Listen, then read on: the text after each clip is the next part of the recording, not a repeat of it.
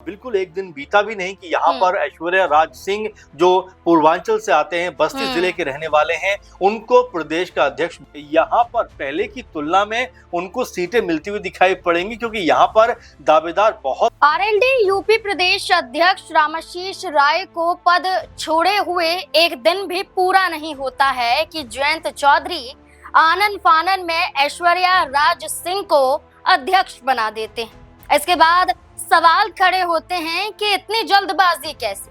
क्या जयंत चौधरी को डर सता रहा है? क्या जयंत चौधरी को ये डर सता रहा है कि 27 के चुनाव से पहले अपनी पार्टी के जनाधार को किस कदर मजबूत किया जा सके कि वोट बैंक उनके साथ जुड़ सके, ना कि छिटक सके।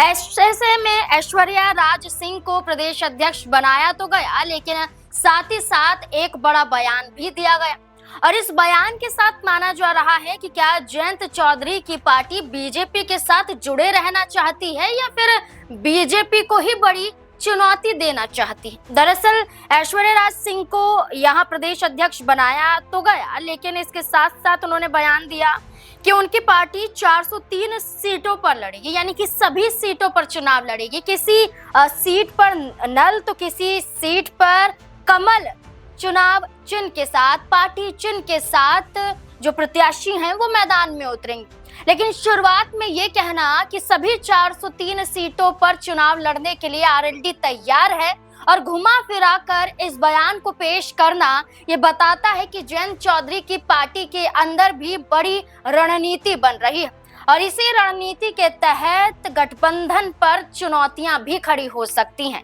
अब ऐसे में कई बड़े सवाल यहां पर जन्म ले रहे हैं और जवाब निकालने की कोशिश करेंगे। वरिष्ठ सहयोगी अमन जी हमारे साथ मौजूद हैं।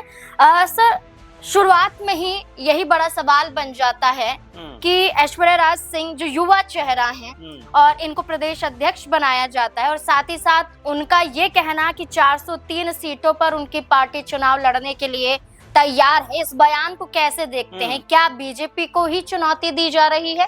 देखिए, बिल्कुल जाहिर बात है, क्योंकि आरएलडी की बात करें तो अब तक पश्चिम यूपी में नजर आते थे, ज्यादातर वहां प्रभाव दिखाई पड़ता था, इसीलिए आरएलडी का ज्यादा वोट बैंक कहा जाता है कि या तो मुस्लिम थे या जाट थे। लेकिन यहाँ पर जिस तरह से पार्टी के अंदर पदों में तमाम तरह के बदलाव हुए हैं, उसको लेकर कहा जा रहा है कि क्या आरएलडी भी बीजेपी की राह पर चलती हुई दिखाई पड़ती है, जो ब्राह्मण समुदाय के वोटों को साधना चाहती है। लेकिन इसी बीच में जिस रामाशीष राय ने पार्टी के प्रदेश अध्यक्ष पद से इस्तीफा दिया और बिल्कुल एक दिन बीता भी नहीं कि यहाँ पर ऐश्वर्या राज सिंह जो पूर्वांचल से आते हैं, बस्ती जिले के रहने वाले हैं, उनको प्रदेश का अध्यक्ष बना दिया जाता है। तो बिल्कुल स्पष्ट यहाँ पर तौर पर अगर हम देखना चाहें तो दिखता है कि क्या जयंत चौधरी अब पश्चिम से लेकर पूर्वांचल तक अपनी पार्टी को मजबूत करना चाहते हैं। क्या उनका इशारा इससे है? क्योंकि इससे पहले भी एक बार जब वाराणसी गए थे तब भी उन्होंने ये बात कही थी कि उनका मकसद है कि उत्तर प्रदेश पश्चिम से लेकर पूर्वांचल तक उनकी पार्टी मजबूत होनी चाहिए। तो जिस तरह से उन्होंने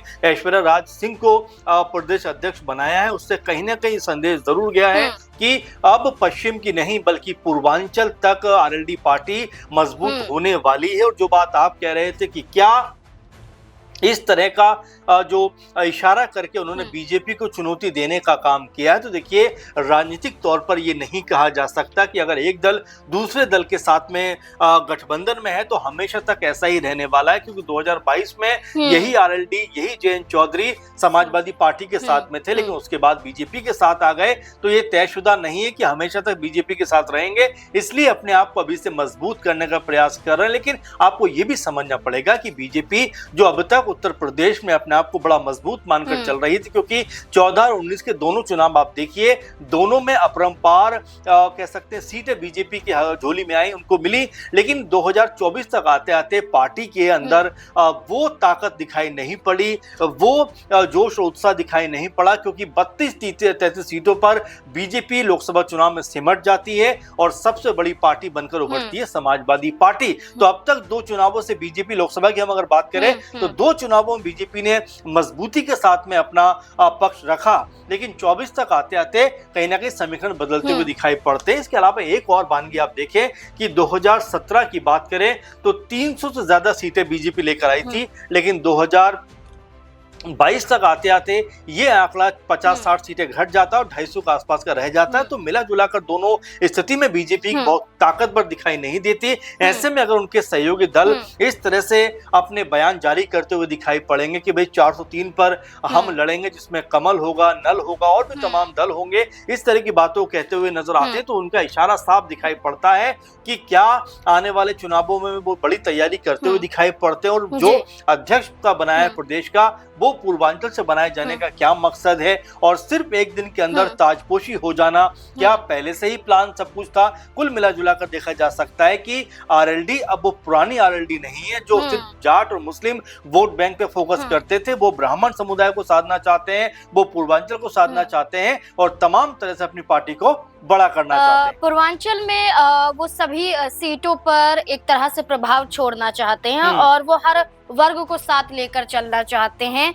चौधरी चरण सिंह की बात करें तो उनके नेतृत्व में, आरएलडी की बात करें तो अजगर एक कैटेगरी यहाँ पर तय की गई थी, जिसमें आपने कहा कि अहिरवाल आ जाते हैं, जाट आ जाते हैं, गुज्जर आ जाते हैं और इसके साथ साथ इसमें एम फैक्टर को भी जोड़ा जाता है यहाँ पर अजीत सिंह के दौरान, तो उसमें मुस्लिम वर्ग शामिल हो जाते हैं और अब ब्राह्मण वर्ग को यहाँ पर खुद जयंत चौधरी जोड़ रहे हैं, यानी कि सभी वर्ग को साथ लेकर चलना चाहते हैं। लेकिन आपने यहाँ बस्ती का जिक्र किया कि बस्ती से आते हैं ऐश्वर्या राज सिंह।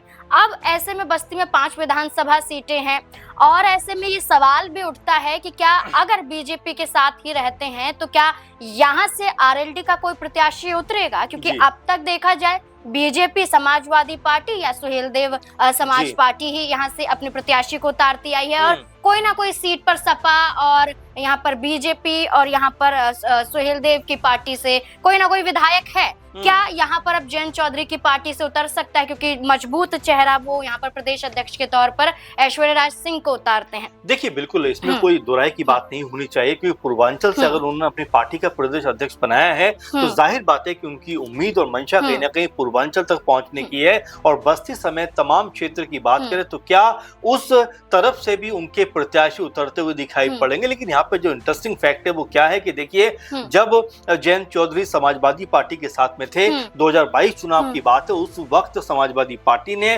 33 सीटें आरएलडी को दी थी, जिसमें से 8-9 सीटें वो जीतने में कामयाब भी रहे थे। लेकिन अब चूंकि समीकरण बदल गए हैं, वो सपा छोड़कर बीजेपी में शामिल हो गए, बीजेपी के साथ गठबंधन उन्होंने कर लिया है, तो क्या यहाँ पर पहले की तुलना में उनको सीटें मिलती हुई दिखाई पड़ेंगी, क्योंकि यहाँ पर दावेदार बहुत सारे दिखाई पड़ते हैं। तो ये बड़ा अपने आप में सवाल बन जाता है, पूर्वांचल में सीटें मिलेंगी नहीं मिलेंगी ये तो बात की बात है, लेकिन क्या जितना आंकड़ा 2022 में उनके पास था, क्या वो आंकड़ा मिल पाएगा, ये अपने आप में बड़ा सवाल यहाँ पर बनता हुआ दिखाई पड़ता है। अच्छा सर, ये भी कहा जा रहा है कि युवा चेहरे हैं और युवाओं को जोड़ने की कोशिश की जा रही है। जंतर मंतर पर जो प्रोटेस्ट हुआ, इसके बाद हर पार्टी युवाओं से जुड़ना चाहती है और जयंत चौधरी की पार्टी भी यही चाह रही है कि युवाओं को जिस कदर जोड़ा जा सके पूरी कोशिश की जाए। तो ऐसे में ऐश्वर्या राज सिंह भी यही ऐलान करते हैं कि सबसे बड़ा मुद्दा हमारा होगा युवाओं के लिए काम करना। तो क्या युवाओं को आकर्षित कर पाएंगे? देखिए, अभी तो ये बात कह देने भर की बात है कि जिस जंतर मंतर पर हमने देखा, सीजेपी के तमाम लोगों ने और तमाम छात्रों ने प्रोटेस्ट किया और कहने के सरकार को झुकने पर मजबूर किया, तो इसका असर तमाम पार्टियों के ऊपर होता हुआ दिखाई पड़ा है। तमाम पार्टियां जेएनजी को लेकर बयानबाजी करते हुए दिखाई पड़ते हैं, लेकिन अहम बात ये होगी कि जब चुनाव होगा तब कितने जेएनजी को वो जो है प्रत्याशी बनाया जाता है। अभी तो बातें खूब हो रही हैं, लेकिन जिस वक्त चुनाव होगा उस समय कितने युवाओं को टिकट दिया जाएगा ये देखना होगा। लेकिन हाँ, आपने जिस तरह से कहा कि अभी से आरएलडी तमाम तरह की भूमिका में, तमाम तरह के जो है दाव पेच आजमाती हुई दिखाई पड़ती है। कभी अपने प्रदेश अध्यक्ष को यहाँ पर बदल देते हैं, कभी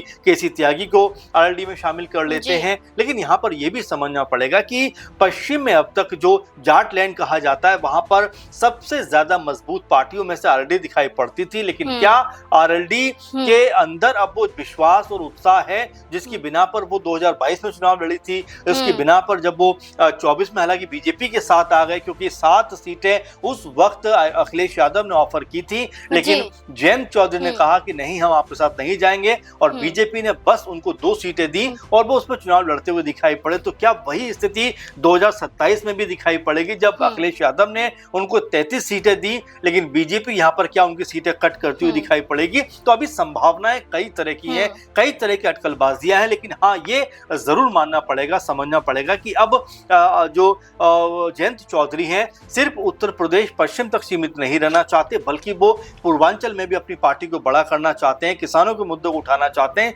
और ये बात ऐश्वर्या राज सिंह भी कहते हुए नजर आए कि जैसे ही पूर्वांचल में जो है एक माहौल बनता हुआ दिखाई पड़ेगा तो वो जरूर चाहेंगे कि युवा जो है वो आरएलडी से जुड़े और किसानों के मुद्दे पर कहीं ना कहीं वो लोगों को जोड़ने का काम करेंगे। लेकिन कितना सफल रह पाते हैं ये देखना होगा। साथ में बीजेपी की तरफ से आने वाले दिनों में किस तरह का सहयोग और कितनी सीटों की उम्मीद यहाँ पर आरएलडी करती हुई दिखाई पड़ेगी, क्योंकि 33 सीटों से क्या ज्यादा मिलेंगी या 33 सीटों से कम मिलेंगी, कई तरह की कयासबाजियां हैं। लेकिन फिलहाल जो आंकड़ेबाजी दिखाई पड़ती है, जो दल दिखाई पड़ते हैं, उसमें तो ऐसा लगता है कि पहले के आंकड़े से शायद आरएलडी को कम मिलती हुई नजर आए। बिल्कुल, अब यही चर्चा है कि 2022 के मुकाबले में क्या जो 33 सीटें हैं वो जो नंबर है वो फिक्स रहता है बीजेपी की तरफ से, या बीजेपी इस नंबर को कम कर सकती है। अगर पश्चिमी यूपी की बात करें तो कुल मिलाकर लगभग 136 सीटें यहाँ पर हैं और अच्छा खासा प्रभाव जयंत